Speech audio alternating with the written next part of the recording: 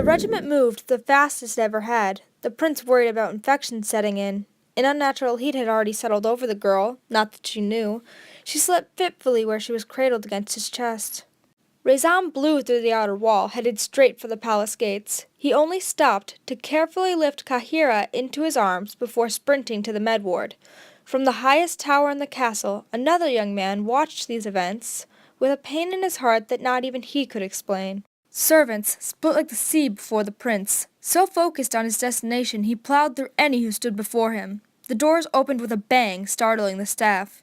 He searched the large, sterile room until his eyes settled on the head healer. He marched up to the woman and made his demand with all the authority his status allowed. Fix her. The woman looked at the girl. Dirt and blood coated her body. The burns were deep enough to be fatal. There was no guarantee she would make it through the night, let alone a full treatment. But His Majesty was not in the mindset to hear such news. The healer focused on what could be done in that moment. The rest would be handled when and if it needed to be. She'll need to be bathed first. Raisin's hands curled around Kahira. He had not forgotten about her gift and knew her mark had to be somewhere. He, however, didn't trust this woman to remain silent should she discover it. Very well. I shall handle it. Your Majesty! That is most improper! Are you questioning my judgment? She lowered her gaze, shaking her head. Good. He pointed to a young assistant. You. Run a private bath. The boy sprinted out of the room. He was absolutely terrified at being singled out. See, this boy was invisible. He needed to be. If he had ever been discovered, death would be the least of his worries. Unwilling to risk angering the prince further, he rushed to finish the chore. When the boy returned, the prince was still glaring at that horrible woman. The boy fell into a bow. The bath is ready, Your Majesty. The gaze that settled on him was much gentler. Thank you. Lead on. The tub had been set in an abandoned guest room. The boy took a moment to examine the girl as Raisin rested her on the bed. Her face was quite alarming. Blisters had grown across her skin, and pus oozed from those that had burst. But it was the distress on her, even in sleep, that hurt him the most. Raisin patted her cheek until her eyes began to flutter. She grimaced as she started to sit up. Raisin?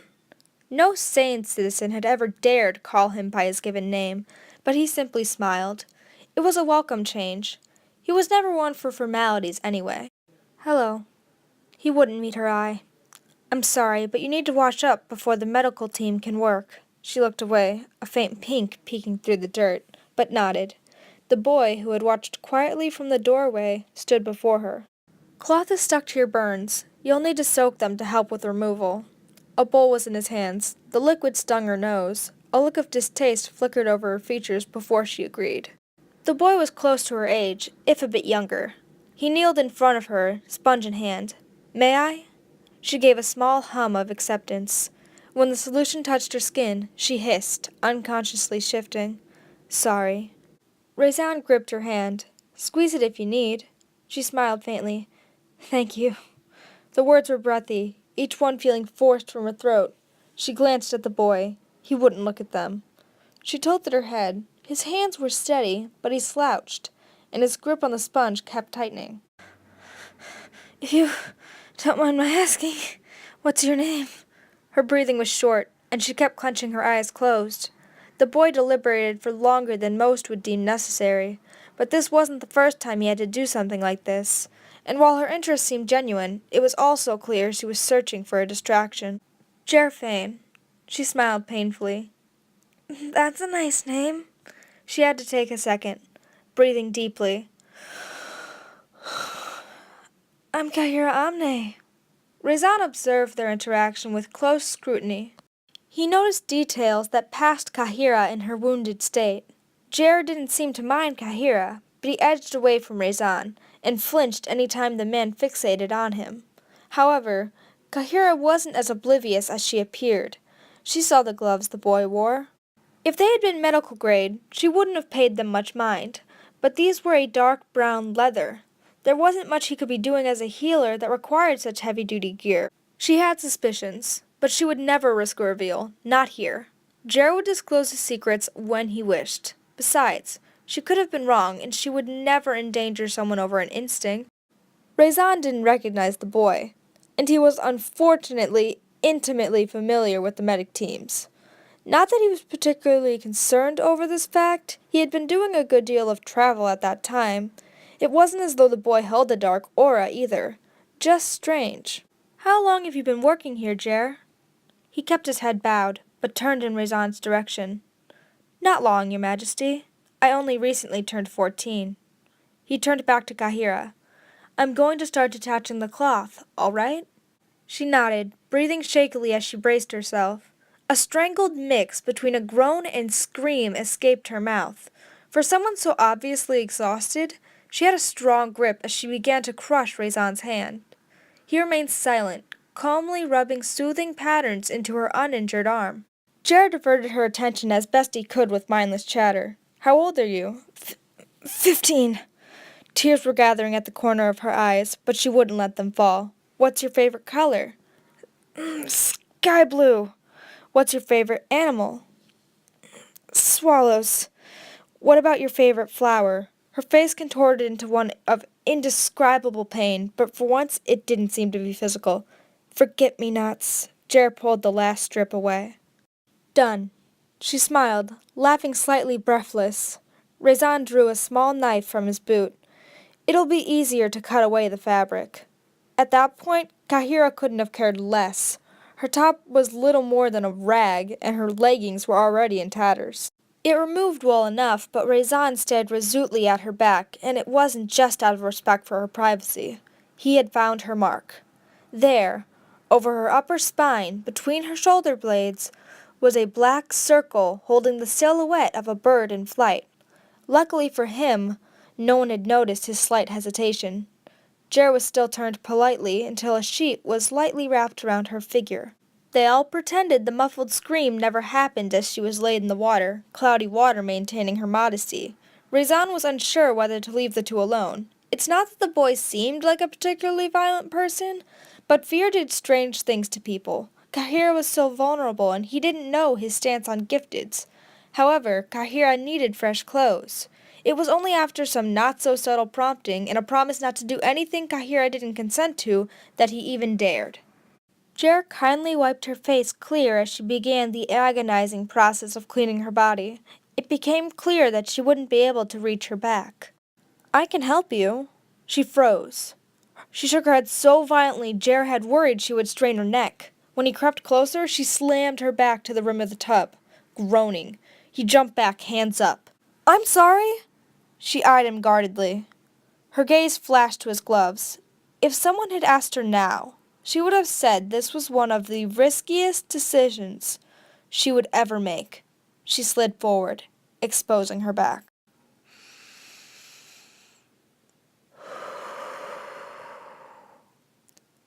Okay. Okay? Mm-hmm. She bit her lip, looking into the water. She couldn't bear what she saw. She closed her eyes. Jer moved slowly, giving her time to change her mind. He settled behind her. Then he saw it. Oh. He now understood her reaction. He placed his hand over the mark. She twitched, but didn't protest. He could feel the trembling in her frame. From that moment, his trust in her would only rise. He knew how important this would be to her. He squeezed her shoulder. You're safe. He then began to pick the debris from her back, washing it with a soft towel. As she finally started to relax, she heard his quiet humming fill the silence. She closed her eyes, enjoying the tune. Rezan eventually returned, loose gown in hand. Jer was speaking softly to Kahira, and a small smile stayed on her face. They cautiously lifted her, eyes closed as they helped her dress. With the dirt gone, it was obvious Kahira was quite beautiful, or had been. Jer acted much more relaxed with Rezan, as he evidently knew about Kahira, but had no intention of revealing her. The head healer was still sour at being dismissed so easily. However, she also didn't wish to lose her position, and thus accepted responsibility for the girl's treatment without complaint. Both Rezan and Jer refused to leave. Your Majesty, she must be cared for privately. This isn't a simple treatment. As a matter of fact, it was simple, just horrifyingly painful. She is my charge until further notice. If she wishes, I will stay. Stay, please. With the choice made, they sat. The woman began tearing the blackened, dead skin from Kahira's body. What color she had gained from the bath faded. Her back arched off the table. She couldn't even hold in the scream. Those who heard believed some unfortunate soul was being tortured. They weren't far off. The prince growled, nails digging into the woman's shoulder. What are you doing? These portions will prevent the formation of healthy skin. They must be removed. Jer's stare darkened. For the first time he dared to speak his mind. You didn't give her any poppy. The prince's gaze snapped him. What is that? It acts as an anesthetic. It would have dulled the pain slightly. The look the prince gave the healer was one no servant had ever seen on him. It turned their veins to ice and poured fear into their hearts. It reminded them eerily of the king. The woman shook slightly, but made the dire mistake of letting her disdain show. We must save that for patients of only the highest status. What part of her being my charge did you fail to understand? She is a priority. He shoved her away. Get out of my sight. The look he gave the boy was only marginally calmer. Do you know how to care for her? He nodded.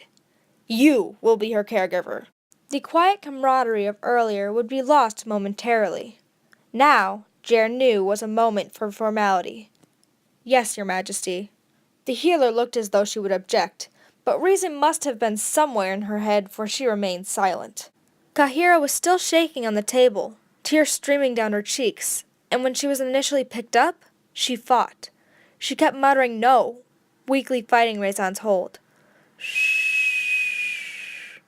Kahira, it's me, Rezan. She continued to shake, but curled her hands into his shirt. Sweat glistened over her forehead. Her breathing was irregular too. The sight made Jer want to vomit. He could help her, he knew. It would have been cruel to let her suffer. He truly was risking everything when he removed those gloves. This was the real test of the prince. Whose side was he on?